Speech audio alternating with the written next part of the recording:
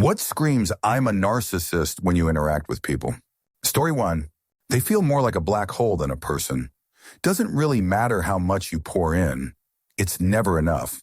If I catch myself feeling like I'm walking on eggshells or tiptoeing around someone almost all the time in order to avoid an interaction feeling ruined, it's usually a good sign I should put some distance in.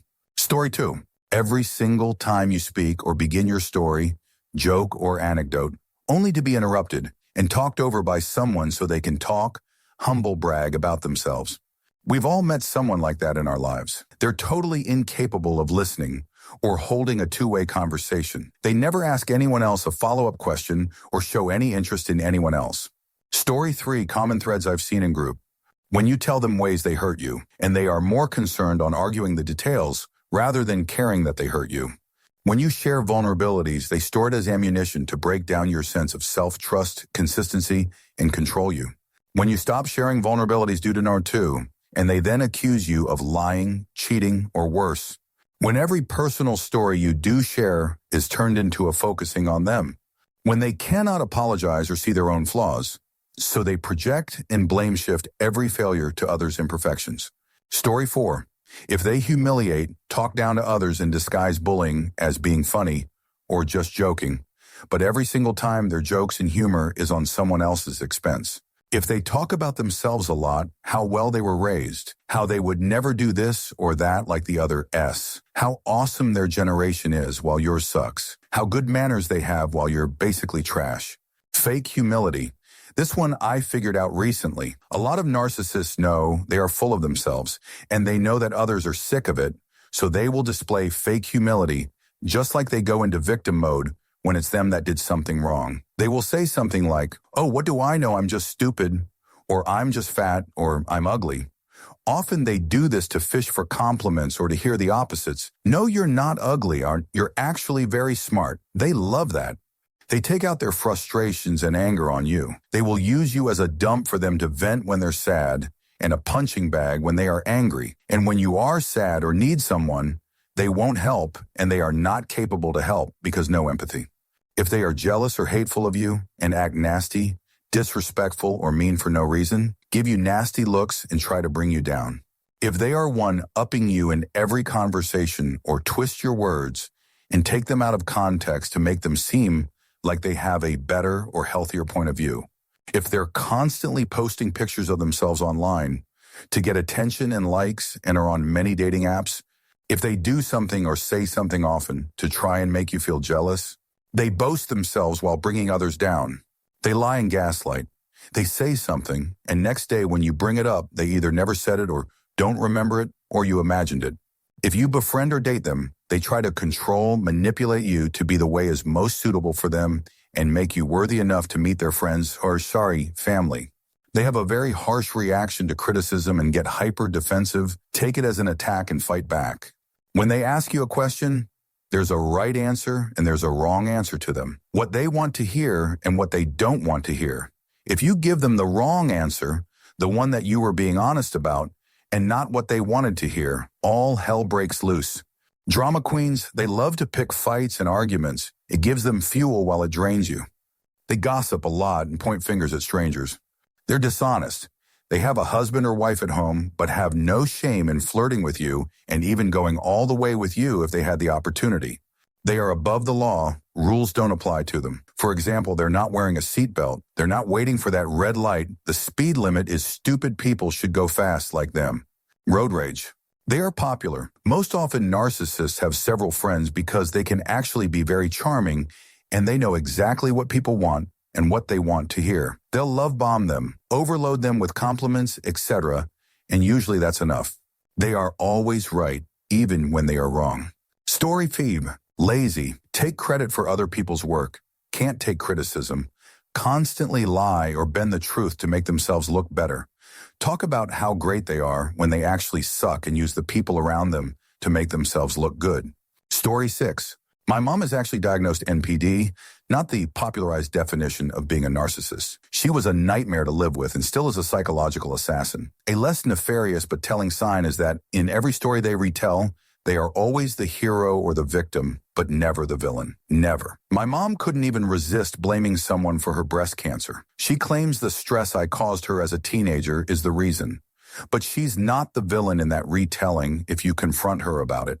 All of her stories are her telling someone some advice that worked out and she saved the day, her doing charity work or something that saved someone's life. Her being the best, cheer's smartest, funniest, most hardworking in a group setting, or it's a story about how someone else screwed her over. Another one that they show fairly easily and early on is how they speak about others in relation to their use. My mother is entirely, "What have you done for me lately?" both physically and emotionally.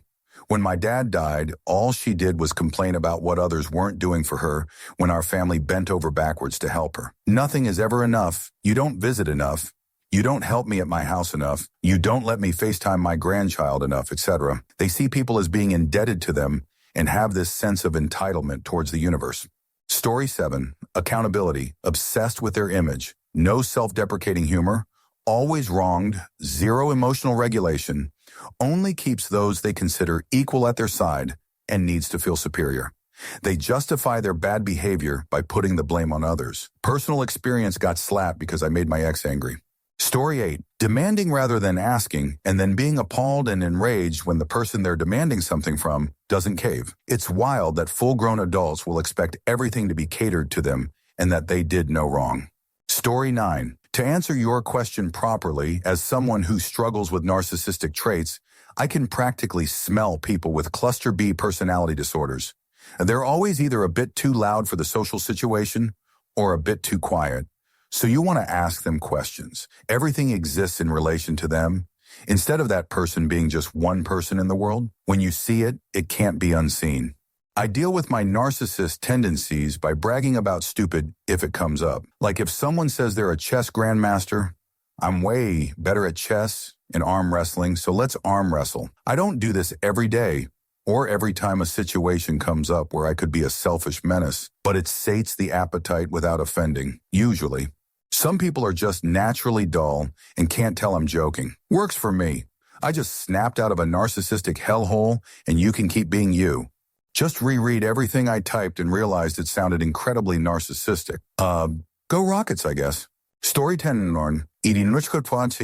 what a lot of people don't realize is that they can turn on the charm and seem really likable. Unless you get to know them in private, you might not realize that an acquaintance is a narcissist until something goes wrong. They will defend and project. They'll over-retaliate, and they will never ever admit to doing anything wrong. They will say the most insulting things and then tell you later they were saying it to be hurtful. Story 11, when they condescend and talk down to you, almost like interacting for dummies. When you begin questioning your own intelligence and authority, public shaming, when they frame your confusion as incompetence. Just generally if you feel crazy or wrong talking to somebody, but you know you're not. Because a normal conversation would not cause your heart rate to be in fight or flight. Story 12. Thinking any form of compromise is them bending over backwards or them sacrificing. Like, oh man, you guys all owe me because I'm giving up my whole day to do not exactly what I want. When a compromise is, we both don't get 100% of what we want and meet in the middle. Also in a relationship or specifically starting out, if anyone uses the term, I let you, that's a huge one. I let you do this thing you like, so you owe me now. Probably the biggest one and easiest to tell quick is if someone can't be impressed by anything or can't give anyone credit for anything. They have to find something to pick apart or divert credit from anything cool they see so people can't think anyone but them can do anything cool. Story 13, when they have an ulterior motive for the nice things they do. I had a boss who offered to take a sick employee home and was very caring and sweet about it. When they came back, I mentioned in passing that I thought that was really nice. They looked at me and deadpan said, why would I want to pay them to work to take twice as long to do his task as another employee? We also had a distant family member stay with us who turned out to be a narcissist. She would constantly try to control us with nice acts. One example was she replaced all of our furniture in the living room and gave us a new TV. Her husband's dime, of course. She didn't work. And the real reason was it made her look generous. She didn't like our shabby furniture, and she began taking control of the TV she bought and complaining how we treated the furniture she bought.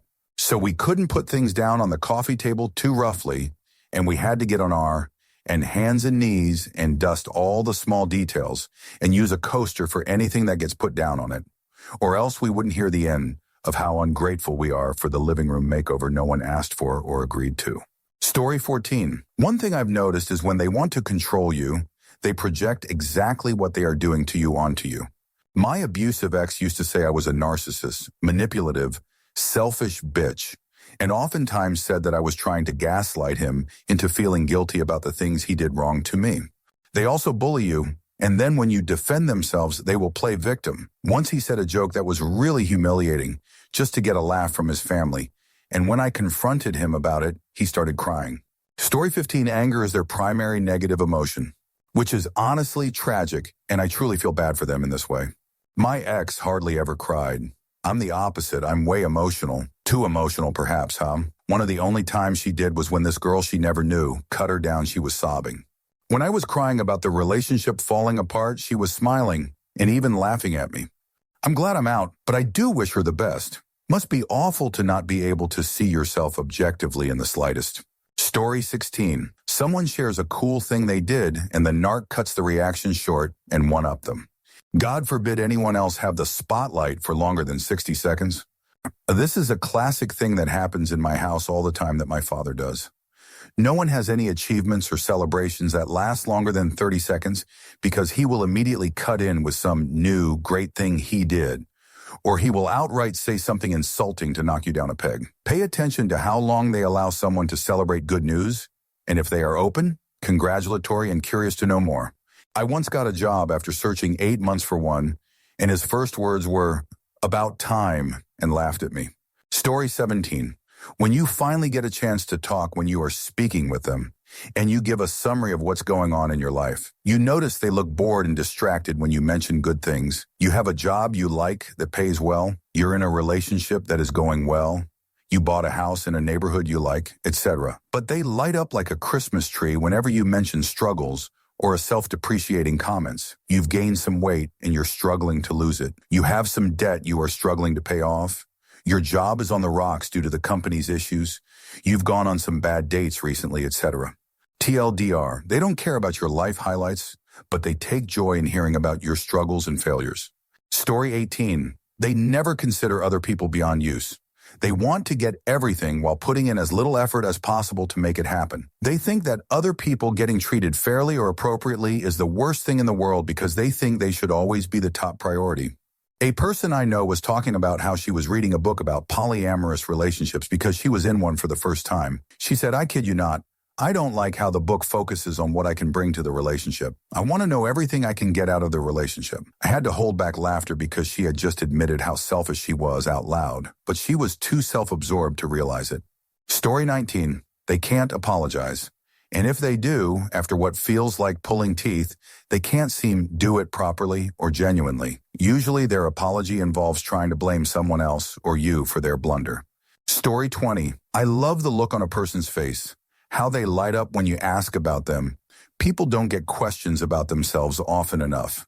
So I always make it a point to do this with people. Even though I find myself in way too many settings with self-absorbed people and often feel so discarded and lonely because of it, I still focus on the other person. The art of conversation is so lost on so many.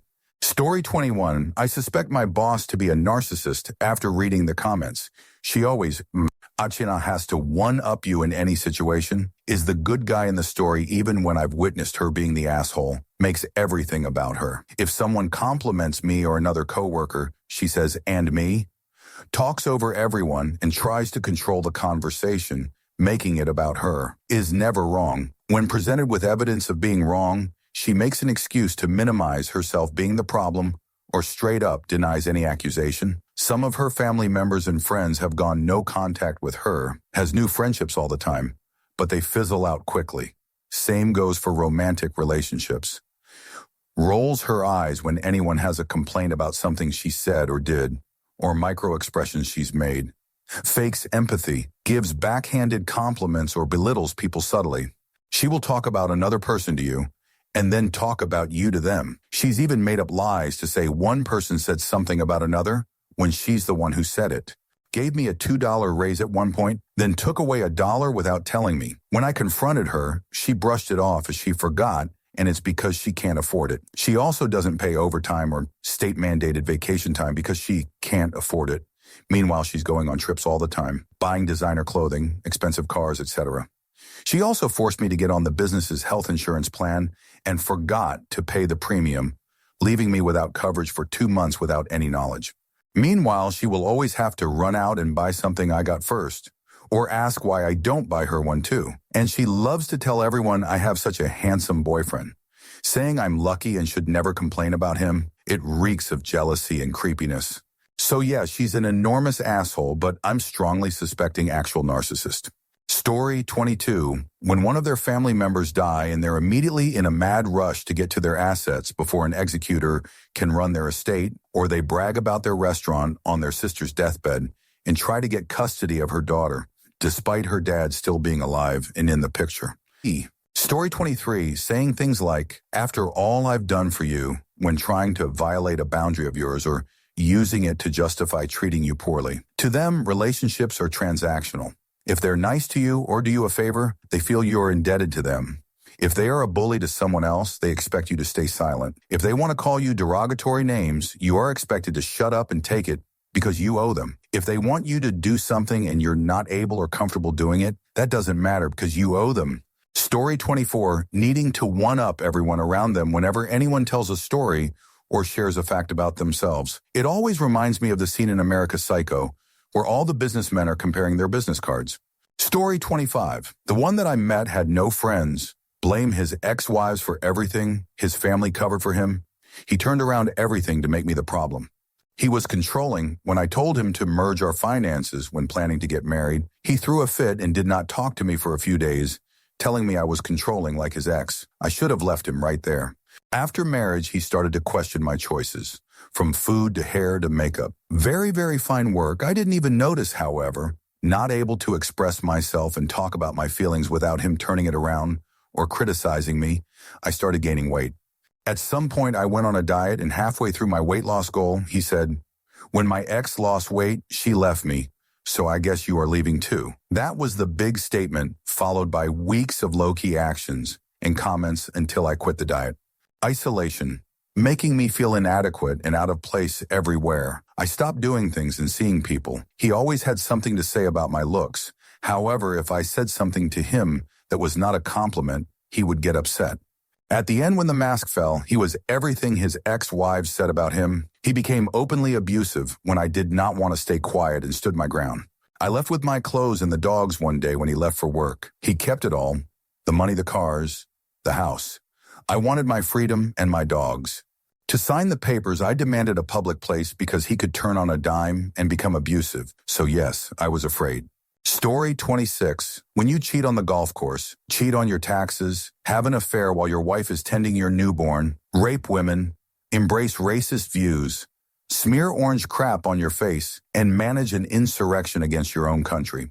Story 27. When they bully you for no reason and act surprised and offended when you don't tolerate it and try to remove yourself from their presence. Then they get scared you will talk, so they tell the town that you are the bully and they are the victim because you stood up for yourself. Then they continue to smirk at you and enjoy getting flying monkeys to do their bidding in secret. That's a true narcissist. Just keep on walking away, period.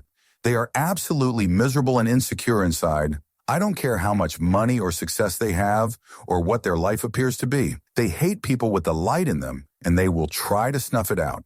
As for the signs, gossip, appearing like the helper or volunteer, no respect for boundaries of their target, bullying, smear campaigns and playing the victim, excessive need for validation, i.e., flying monkeys, caring about how they look to others and their reputation, insecurity, use religion as a way to recruit flying monkeys, being really nice to you the first time of meeting you to find out more about you, what your spouse does for a living, how much money you make, and who you know, so they can treat you accordingly. The absolute best way to verify if this is what you're dealing with is to watch how they treat someone they think is lower than them in social status, wealth, appearance, etc. Narcissists use people, and you will find that they won't give people the same respect if they can't benefit from them somehow. They will also target the weak or vulnerable person who is alone and not in a group. One thing that has come out is that they target neurodivergent people because the neurodivergent and narcissists sense that in each other immediately, like within 30 seconds of meeting.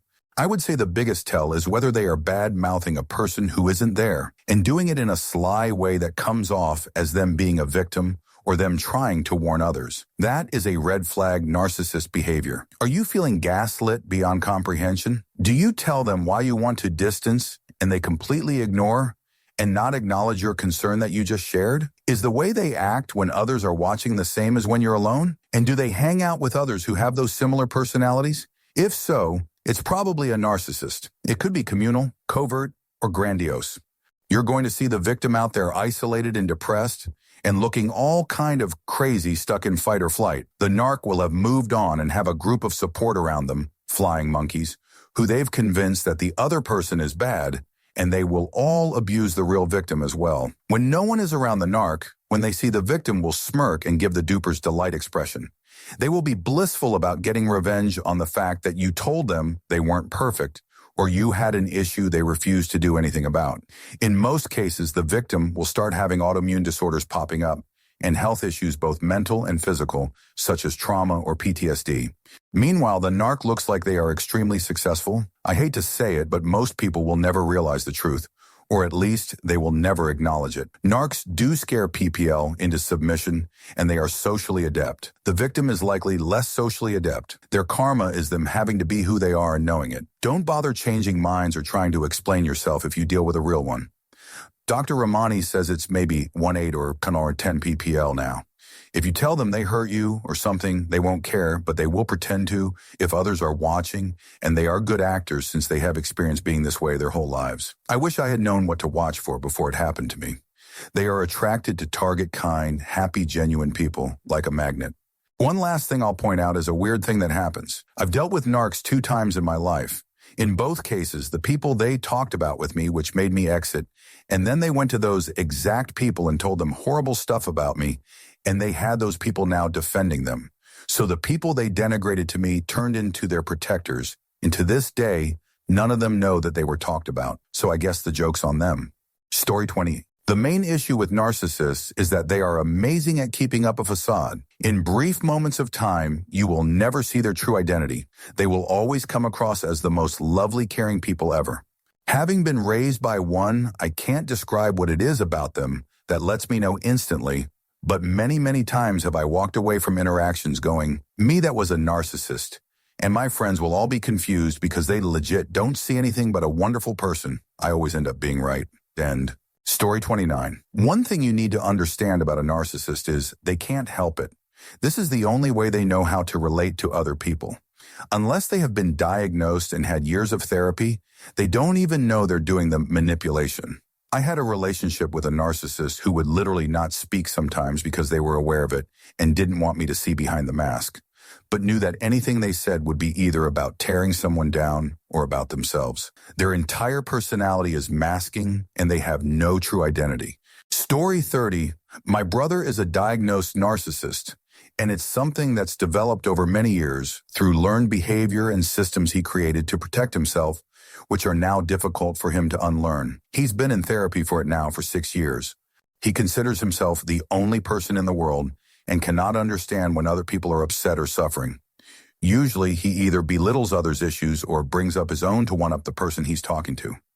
He qualifies his life by telling people how he suffered, like when he ran Madrid Marathon with a broken toe, or when he ran a knife through his hand trying to destone an avocado, or when he got dizzy in a sauna and decided to walk down a flight of stairs and fell and broke his shoulder, or cycled 100 kilometers in a rainstorm, caught cold and screamed at everyone for telling him he's an When I changed jobs and came home after 3 years stuck abroad thanks to COVID, over dinner, when we were celebrating, he called my new job stupid as, and it didn't matter how much money I was making, it was a stupid job. He says he doesn't recall ever saying this. We went to the gym, and I saw his form was a little poor on squats. I asked him at the end of the session, would you like some feedback on your squat? It's something I learned recently from my trainer, and I think you can benefit from it also. He said he wasn't interested, and his squat was perfect, then asked for the advice. I explained to him and said, Do you want to go over and try it? He said, no, that's ridiculous advice and it wouldn't help. You and your trainer have no idea what you're talking about. Then he proceeded to start a whole new workout and said he'd need another half hour. A few days after, I told him that his behavior really pissed me off, and he tried to reason it by saying, there are so many schools of thought and training, and I totally respect your trainer, but it's not going to work for me. Completely missed the point why I was mad and tried to make it about the content of the advice and not the massive overreaction. I told him that he needed to really work on how he handles advice and feedback from people, and he said, my only value is when people know I'm intelligent and better. If they don't think that, I'm not worth anything. He is at the top of his own pay band and a good job, but doesn't want to accept the sacrifices it would take to move into a new role and grade.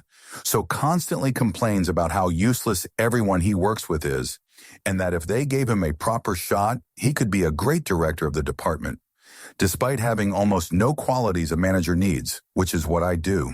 And he constantly compares to me, saying if I can do it, he should be able to.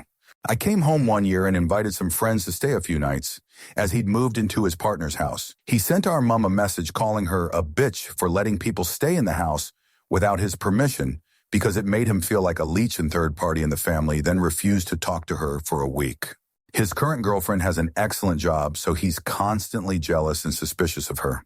He can't watch White Lotus with his girlfriend because he gets jealous and thinks she's getting turned on by the guys on TV. He works out 7 days a week and suffers bulimia to maintain his physique and is constantly ill from putting his body under such stress, but won't admit it's the eating disorders and stress.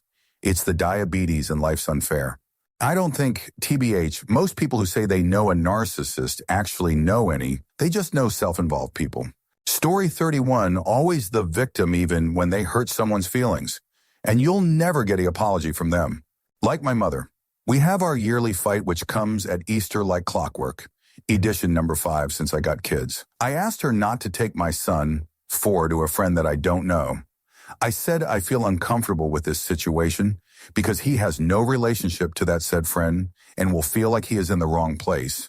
But yeah, feelings of other people are not important, and it seems I am not in a position to make decisions about my life, even with now 34 minimum.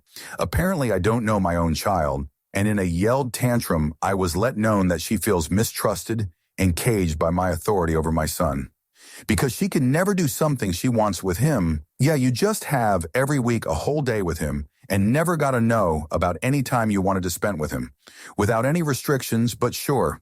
Her solution is now an ultimatum that she either gets to do with him what she wants without asking, or she will cut the day with him. And of course, this is not her decision because I forced her to do so because the situation is unbearable. Oh, and of course, no Easter search for both of my children because I initiated a fight. I only stay in contact because my son loves her.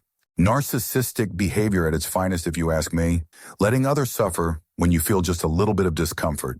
Nope, Mom, not gonna happen. You don't get to brag with my son at your friends. He's not an object to make you look fancier. I will die on this hill.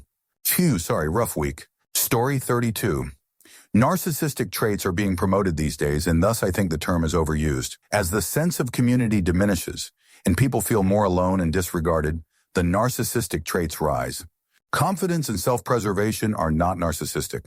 The term gaslight is becoming more used as well, and I would agree it should be. However, I think there are far more sociopathic people out there than what it widely accepted. Being a sociopath doesn't mean you're a murderer. While a sociopath tend to exhibit an increased tendency towards violence, the more common aspect is enjoying the manipulation of others. I think all sociopaths are narcissistic, but not all narcissistic people are sociopaths. Just an opinion. I'm neurotic for sure. I can accept and admit that. Story 33, I think people dump too many bad qualities and lump it into narcissism. And these people could be, but they don't always come in that flavor. It's just excessive self-love, which becomes malignant. Many narcissists are hard to spot until you know them personally. Some signs I've seen describes themselves as God or some other really strange words. No criticism allowed. They place themselves special, and the outsiders are bad or inferior for some bizarre reason. Very charismatic and will take control of social groups. Lies often, but you wonder if they are lying or if they just believe the falsehoods. Sees the world as a zero-sum game where they are the winner. Destructive but also tragic people. Story 34. Though I've never been formally diagnosed with any personality disorder, I'll admit I may have some narcissistic traits/inclinations. I've been trying to improve my general self-awareness, as I believe it's never too late to better yourself, unless, of course, you've done something particularly egregious, in which case I'm not so sure. Based on my own experience, I think a tendency to respond aggressively or poorly to criticisms, namely those intended to be constructive, is a potential indication of narcissism. Being unwilling to concede when you may not know all the answers could be another sign. Deflection is also a common tactic used by narcissists to avoid accountability. I actually suspect there are far more people with undiagnosed cluster B personality disorders than one might expect. These people tend to thrive in business and finance positions, where a callous, overbearing attitude serves them well. I think there may very well also be those without malicious or manipulative intentions that may display these traits. Whether that translates to a formal diagnosis or not would depend entirely on comprehensive patient history and context. I think everyone in this world seeks validation and praise from their peers to some extent. Whether someone does so with the intent of soothing their ego or simply leaving a positive impact on the world around them could mean the difference between a narcissist or someone simply seeking acceptance. I think it's important to be mindful of how readily and casually we use terms like narcissist or psychopath, sociopath. I think there are many factors we tend to overlook when characterizing other human beings. We rely on dispositional attributions far more than situational attributions, which is why it's important to sometimes question what we say and why we say it. Edit. I get the sense that I may be downvoted for this, which I understand. Narcissism and antisocial behavior should never be readily condoned. At the same time, there is quite a lot of nuance to human behavior. Story 35, needing to take a neutral stance when losing an argument. If we're arguing about two different things and you automatically switch to saying SMTH like, but you have to see it from both sides and you can't deny that people are allowed to have the other perspective, blah, blah, blah. Immediately, I think you just want to feel smarter than me. Story 36, when they say, how are you? And you start telling a story about something that happened that day and they take over the conversation with a similar anecdote of an experience they had whenever, which was so much more interesting than mine, even though I wasn't given a chance to finish my tale. That is actually a big pet peeve for me. It's not that my story didn't get related, it's that my story turned into their story. Story 37, acting superior to people around them. As though they genuinely believe they are better in some way than the people around them. Smarter, cooler, more philosophical, more philanthropic, just more in any and every way. For instance, casually dropping how they just dropped 50 wolarbs of food off at the local homeless shelter, no biggie. But gosh, they sure wish just one other person would put in half the effort they do. Chore, no one in the world will ever understand them or how much they care. Poor them. Story 38, I'm a loud person. One time I tried to explain to a narcissist that his actions were the reason that he wasn't getting invited to play music.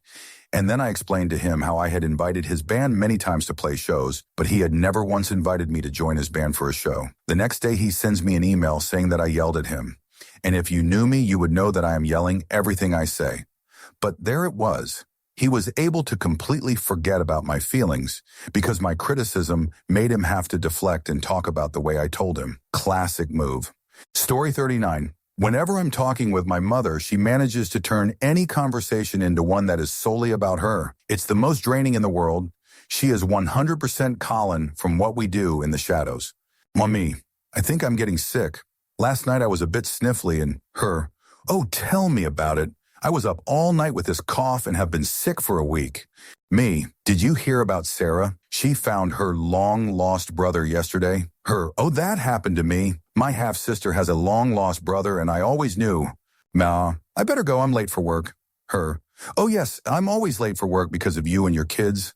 Story 40, they always try to one-up you.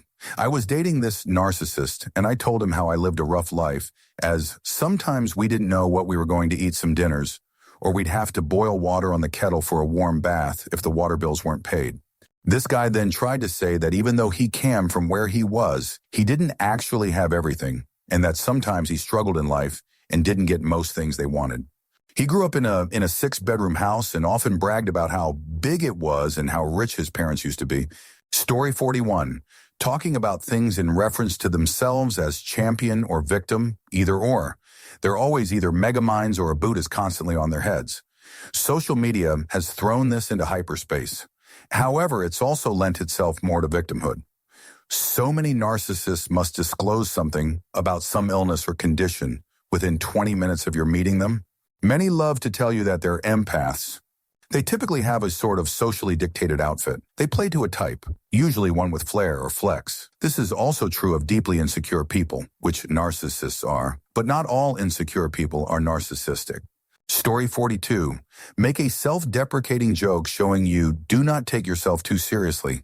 The narcissist will be aghast at your comment. You will see the anger on their face, even though you were joking about yourself. This is because they identify with you. Everything you say is about them, even when it is not. This only works in the honeymoon stage when they are still idealizing you. Once they begin the devaluation process, they won't react the same way, because at that stage, they agree that you are a piece of. Story 43, walking away, they interrupt. But God forbid anyone tries to set the tiniest boundary. I only have 5 minutes to talk. I'm only worth 5 minutes? You clearly don't love me anymore. Are you even listening? Then spends 25 minutes talking about their latest bull. They demand respect and gratitude they feel entitled to while giving 0 in return. I told a neurologist I have no one to advocate for me, and instead of listening to the rest or asking for clarification, it was immediately taken as an indictment of them. They spent the rest of the app chastising me for being ungrateful. Rather than finding out what I was trying, I admit I could have worded it better, to communicate. Narcissists can twist themselves into the victim in any and all situations. My dog just died. Oh, I took my dog to the vet once, and they killed him. I was devastated and sued them. I'm not feeling well. I haven't felt well for years, and no one can figure it out. I'm probably dying, blah, blah, blah. 4, they generally have a clear scapegoat in golden one. My son can never do anything right. He gets bad grades, making me look stupid. He makes terrible decisions. He talks back and disrespects me. He deliberately disobeys and makes my life hard. I don't know why he's not more like his sister. She has no problem getting good grades or telling the truth. 5, if they cannot relate, it isn't true. It can't be that bad. Well, I've never seen that, so neither have you. You probably deserved it. Doesn't seem based in reality. Are you sure that's the truth? How it happened? 6, they use therapy words as insults, minimize, shout, belittle other ideas, and project their insecurities onto others. You're the one who's gaslighting me. You're weaponizing my grandchild against me after trying to drive a wedge in the family. I don't have to sit and listen to this. At the slightest hint of criticism, you should just be happy it's not worse. Minimizing and dismissive. Surely you can't be healthy if you're fat. Meanwhile, they're 400 plus lbs. You're the one being manipulative. 7, will not admit or confess being wrong and will frequently double down. I'm not going to pay my taxes this tear. Isn't tax evasion illegal? No, I'm right, and no one is actually required to pay taxes. I don't get anything out of it, so it's a complete waste of my hard-earned money. 8, criticize everything about everyone. Their opinions must be heard, but no one else's matters. That woman really shouldn't be wearing a 2-piece swimsuit with a body like that. Gay kiss on TV. Yeah, this is disgusting. I hate this show, and it will no longer have any place in my home. Everyone is banned from watching this. She should just smile more. That woman is so trashy, I bet she's on meth with 4 different baby daddies. Are you pregnant or just fat? I'd kill myself if I have what you have. I've personally experienced all examples, and my mother is textbook, so many of these are from her. TLDR. If you walk away from a conversation wondering how it went sideways so quickly, you're probably speaking with a narcissist. I literally saw my mom back into a parked car and still somehow get 1, an apology. 2, admittance of fault from person who wasn't even near their parked car. 3, a decently large insurance payout. And 4, free medical care, unrelated to the bumper scratch. She can and will manipulate you until you feel like an ancient Egyptian who had their brains scrambled and pulled out through their nose. Story 44, they will never apologize for their actions, but demand an apology from everyone else while refusing to accept any apology attempts because then they can't play the victim anymore. Only their pains are valid. Anyone else's pain is never as bad as what they've experienced. Everyone is an annoying who can't think properly. Only they can be the smart one. Everyone is picking a fight with them, ignoring the fact that they're always instigating fights. Will not say excuse me when trying to walk past you, will expect you to move, will not apologize if they bump into you, will pretend to care about you, be worried for you while also dumping their extra work onto you without a second thought.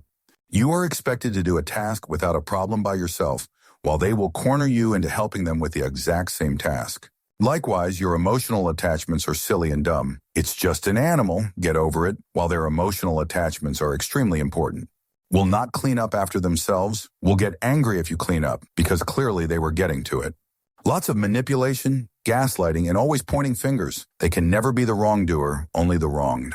99% of their problems are self-inflicted. 100% of their problems will be blamed on everyone else. Story 45. More of an experience, but it's when someone cares about their image with strangers more than the person close to them. They'll be overly kind to outsiders, but dismissive and downright cruel to you. Their need to look good matters more than being good to you. A stranger's fleeting interaction is 100x more valuable to them than the consistent efforts you make. It makes you wish you were someone they barely knew, so they would at least treat you like a human being. Story 46. I had a stepdad who was obsessed with saying that everything you felt, he had it 10 times worse. Fibro, depression, etc. Any small argument would result in him quoting, "You're not listening to me," as if raising his voice is impossible to hear. If he didn't get his own way, he would always sulk upstairs to the bedroom and stay there for 4 hours, not saying a word. The definition of a man-child. We found out he had an entire separate life with another woman and kicked him out. Good riddance. Story 47. My ex-brother-in-law liked to try to pick a fight with me all the time. If he couldn't, he would pull my ponytail. One day out of nowhere, I said, "Do you really need me to get all your rocks off?" He looked angry and never pulled my hair again, but he would always try to start something with me. If he couldn't, he tried messing with my kids. My oldest told him to get off somewhere else. He now getting long-awaited karma.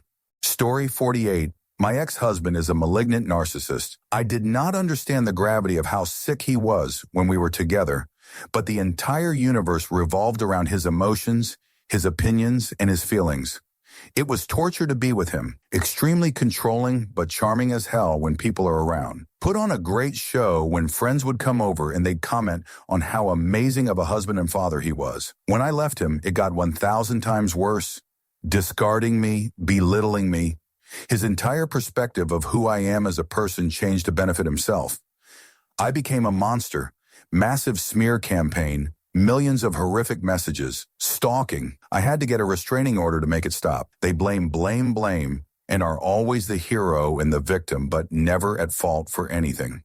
My children are now becoming aware of his manipulation, and it's really difficult to explain it to them in a way that's appropriate. If you're with a narcissist, run. There's no cure. Story 49, personal one for me. Whenever anyone has to backtrack on what they just said and look wildly uncomfortable doing so. Emphasis on wildly uncomfortable. It's one thing saying you're wrong, that's fine. But to look like a deer in the headlights when someone catches you saying something inexcusably wrong or outrageously exaggerated. It screams that they assume people are dumb enough to let slip by what they're trying to push or prop themselves up with. Story 50. There's a very easy and common telltale.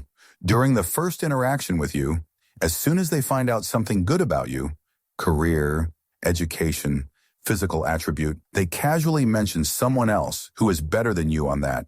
They don't even know they do that. Story 51. When everyone else around them is always hyping them up and saying how amazing or a great person they are. Sorry, but normal friends just don't do that, LOL. Normal, real friends treat you like equals. They may compliment you here and there or in emotional moments, but not constantly gushing. But that's just a side red flag. Main one is lack of accountability and constant self-pity. They also have a series of conflicts with other people, but they'll be the victim in all scenarios. They act self-aware by saying things like, "I'm not perfect," "I wasn't a good person here," etc., etc. But they'll never actually do anything to correct the damage they caused or to improve in future. They just say it to get validation from people who will tell them, "No, you're not that bad. You're a lovely person." Basically, they're aware of the things they do and do not bother to improve.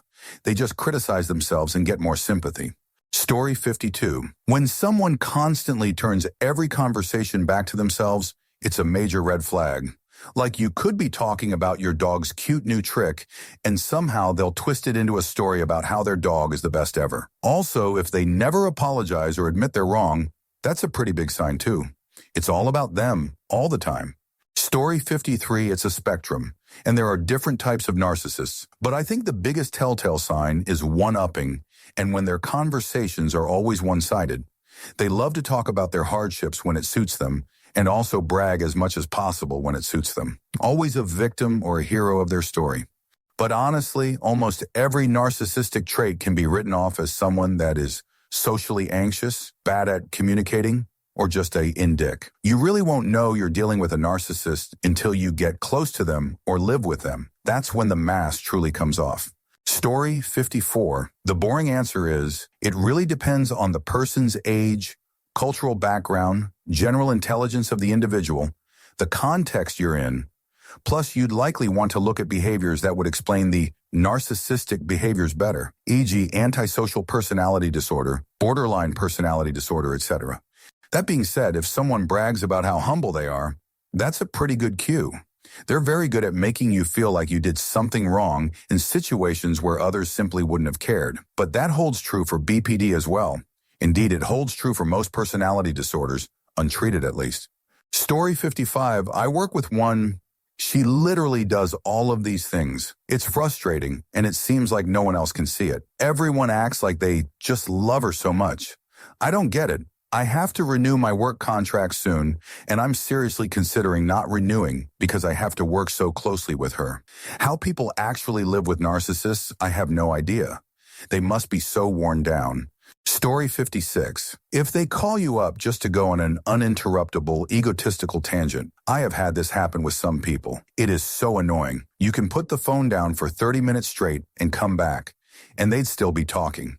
No amount of uh-huhs or wows will get them to catch the drift. If you call them out on it, they either keep going to talk over you or get angry as if you slapped their mother. I have learned to leave people alone who do this. Story 50 scene, when they complain about something, then when you offer a solution, they get defensive about the status quo. I'm not talking about someone who's upset and wants emotional validation instead of you explaining to them what they already know because you've assumed they're incompetent. I mean, when you offer the solution and they start denying the problem even exists. I'm not talking about I have this under control, I just need to vent. I'm talking about, what do you mean? I don't have a problem at all. Everything's fine. When they were minutes ago struggling with it. Story 58. When every story they tell, they include themselves as the main force or savior. Guy at work is like that. I can't stand him. And whenever he makes a mistake or does something wrong, he always tries to shift the focus to someone else. Well, so-and-so also did the same thing. 2 weeks ago, it's like, our pal, you're 60, just say, my bad, and move on. Story 59. People have had great comments, didn't scroll to the bottom. For me, the one that stands out is they narrate their existing almost between third person and first person. Someone else told them they were the best. Someone else said the fish they caught was a record. Someone else said they're the best lover, manager, reader, cook, mother, father, child, breather. All the someone else stories are to build an image of them they want you to see. They're constantly constructing this. Others have said they refuse to accept criticism. This is often paired with that, but often arrives well before that. So that's the big one for me. They also narrate you. They construct you an image they want to have. Well, you're a people person, right? Right. No? Well, a people pleaser then. Yes, you are. Everyone is. You are, you just don't know it. You'll see. Believe. It's when you don't comply with this image they construct of you that the hits the fan. Story 60, dated someone who would always just outright brag about himself. I'm very smart, and because I'm a nice person, I decided to thanks him for doing something. Well, of course, I'm a good person, so I wanted to. Also, as many have said, always trying to one-up you with their stories and conversation, no matter what you're talking about. Just always waiting for any chance to make themselves sound good. Story 61. Someone who consistently dominates conversations, steering them back to their own achievements and showing little genuine interest in others, coupled with a need to constantly one-up your stories or get easily offended by any perceived criticism, often screams narcissist because it highlights a self-centeredness and lack of empathy that makes genuine connection difficult and leaves you feeling unheard and unimportant in the interaction. Story 62, confidence. You are right, good, just, and deserving. Terrible insecurity if anyone criticizes you or fails to recognize how majestically right, good, just, and deserving you are. Certainty that a person failing to recognize your unique greatness is an intentional personal attack. And worst of all, believing that anything you do in your fight against such an evil personal attack is justified. Okay, I kind of screwed this all up, but truthfully, I don't think any one thing really could scream narcissism. There are green flags that scream, I'm not a narcissist, taking accountability for a mistake, but you genuinely need to know and understand someone to realize they are a narcissist. Paradoxically, if there is one dead giveaway, it may very well be the eagerness and confidence to dismiss people you barely know as narcissists. Story 63. You and other people originally in the conversation get interrupted, and that person tries to steer the conversation in a different direction. And when we try to bring it back to the original topic, this individual interrupts again until he gets what he wants. The same person is talking about my culture, like he is the foremost expert, while I then break into my native tongue to speak with everybody, and now he has no idea what we are talking about. Slowly, we all leave the conversation and relocate.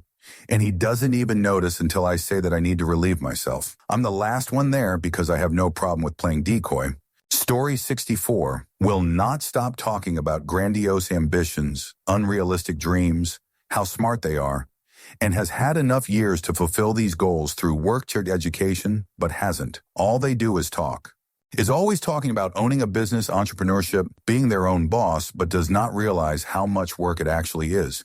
Never bothered to work their way up in lower positions or get the education required. Goes on and on about the rat race and how they're better than everybody in it. Thinks they can jump into a position without actual training, education, or prior work experience. Tries to coach you on how to do your job when they have never done your job before. Shocked Pikachu face when you point out they have no idea what they're doing. Thinks words from their mom or dad count as actual skills or reasons to hire them. Story 65. They are very jealous people. They will surround themselves with people who have traits they wish they had and secretly hate them. An ugly narcissist will want a beautiful GF but hate her for being beautiful. They want a funny best friend but hate that they're funnier than them. You can tell that they hate the fact that they can't be the center of attention. Story 66. When they talk so much about their exes and they're all crazy. If they can't find a single nice one in the bunch, you realize it's only a matter of time before you're the next crazy beach they're going to add to their list. It's a defense mechanism in case you hear about the role they actually played in the relationship. Story 67. When everything you talk about has to be about them or how their experience is greater or more impactful than yours in everything. Similarly, when you talk about you, they switch off or are visibly waiting to start talking about themselves again, even when they ask you about yourself. Also constantly trying to paint themselves as a victim in a situation over and over again. Even if they know you know the truth of a situation, to help themselves feel better, give themselves a dose of copium. Story 68. It always goes back to them somehow, even if it is barely relevant to what you're talking about or doesn't add anything meaningful to the conversation. Or they just cannot handle any criticism. You can literally see the shift in them. The body language changes, the tone in their voice changes. It's not always an over-the-top response. It can be the arms cross and tone gets defensive and intense. Story 69, my ex is one. He cheated on me 2 days after an abortion could push me to do. He came back to his country and I wrote him thousands of messages trying to have an apologize or explanation. When I finally have he said, I didn't put the pills in your throat. I never wanted a relationship with you. You convinced me. So like you violated my boundaries, I did it with yours. Now 1 year later and a lot of therapy, read, listen, and talk with a bunch of friends, I had so many signs from the very beginning, but I couldn't recognize. Some of those, he never had any relationship, job, lover, friendship. For more than 2 years, he didn't have friends. His mom loves him in a sick way. He did love bombing, posting things about me in his social media. Now that I write this, is so unclear, I'm so regret to not pay attention. Story 70, making you feel bad or guilty for bringing up something that is concerning you, to redirect attention back into themselves. A refusal to take accountability or responsibility for their wrongdoings, and not even trying to attempt to improve themselves because they're already perfection. It's always you are the problem. You need to improve. You're the one that needs to go to therapy, not me. Feeling anxious or uneasy around them, like you have to be in your best behavior all the time around them. You lose yourself. Story 71. Always having to be right and getting them to admit they're in the wrong is at best like pulling teeth. In every story that involves them, they must be the hero or the victim, but never the villain, because then they'd be in the wrong, and that would disrupt their view of themselves, and we can't have that now, can we? And if they're proven to be wrong, they'll object strongly to it and try to find any little way they can be even slightly right. Story 72. When they only want to talk about their interests or have themselves vent to you through video chat to the point, if you do the same thing, they'll nickname you Karen. When you reunite with them a few years later and they don't take accountability for their abuse towards you, instead they pull the I'm autistic card despite them being a piece of to you verbally isn't because of autism. Also being verbally abusive towards the elderly over a simple disagreement. Story 73, shifting the conversation back to themselves, like saying, but not fully listening so they can what? Turn the conversation back to themselves, blaming others for things, so no accountability. A little niche, but doing things, such as using the bathroom or eating when on the phone talking with someone, especially when it's someone they don't know well. Half apologies or fake apologies so that it seems like they're sorry, but it's laced with guilt tripping or malice. Being extremely boastful about themselves, constantly seeking praise and validation. To go back to the whole apologies thing, they only do that sometimes. The rest of the time, they flip back to nice within 5 minutes and get angry when the person isn't over what they did. Playing victim and martyr and yet saying others act that way. Hardcore projection. I mean, the list goes on. I was raised by 2 narcissists, so my version might be somewhat different, but I've picked up on others like a sixth sense. Story 74. Gee. This guy at my office is so narcissistic, it's absolutely insane. He's never wrong. He's actually often wrong, and when the feedback is given or proven by either a client or a fellow associate, he gets angry and has toddler-like tantrums and won't speak to people for weeks at a time, once almost 2 months. He constantly talks about how great he is and his young adult children are because he's thought them to be so. A recent example is a young adult, high school student, crashed and died in a car crash on the way to school one morning. He came in and started talking about it the following day, only not about how tragic it was. He spoke about how his daughter went to that school, and she's so beautiful. The boy was infatuated with her. They were 2 grades apart, etc., etc. It was crazy. I don't want to go into it more out of respect for the young man. Anyway, news stories following days spoke with family and his girlfriend about what a good person he was. The point is, he had a girlfriend and was very likely not infatuated with my coworker's daughter. Probably didn't even know her as 2 grades apart in a large school population, 2,000 plus. But literally everything is spun back to how he's so amazing and his kids are so amazing because he raised them that way. Oh, and his amazing 19-year-old son? Well, he was not good enough to go further in hockey like most boys, but he is now. Pay-to-play player because dad can't accept he won't make it. He doesn't think us ladies at work know what a pay-to-play player is, but we do. He says he was chased by many teams and his focus is on going pro in Europe. No, he's not, LOL. Story 75. Making it a point to be the victim, no matter what the situation at hand is. When a beloved family pet died not too long ago, all my stepdad could focus on, she'd cry, whine about was the fact that he wasn't the first to know. He spent the next few days after the death just berating my mother over the fact that she didn't call him first to break the news. Story 76. It's hard to see immediately because they put in so much effort, but in my experience, is everything in their life amazing and they sound well-adjusted and maybe even impressive when they first get to know you. 2. After they secure your belief that they are so great, when things that go wrong in their life, does it seem to be someone or something else's or the system's fault? Bonus points if they imply it's your fault. 3. Do they prioritize their image, reputation, etc. over their character? 4. Are they restricting access from you? For example, in my experience, my then partner would allow me over at his house, but there were some rooms I was never allowed in. For years, his parents and his brother's family were horrible hoarders, and I suspected this was related to why I could never go into his basement or office or garage. Related to number 3, as a narcissist, he needed his image to look good, no matter what his life really looked like behind closed doors. He's an ex. I'm not happy, but I am happy he's out of my life now. Story 77. I don't know how to properly put it into words, but they see the world and utterly normal feelings in a completely emotionally retorted way. Everything needs to be about them at all times.